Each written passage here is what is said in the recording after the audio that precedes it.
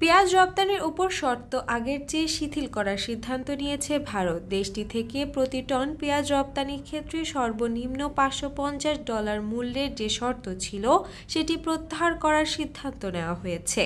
পাশাপাশি কমানো হয়েছে রপ্তানি শুল্ক। পেঁয়াজ উৎপাদনে দেশটির গুরুত্বপূর্ণ অঞ্চল মহারাষ্ট্র রাজ্যের নির্বাচনের আগে রপ্তানির উপর থেকে শর্ত শিথিল করল দেশটির সরকার।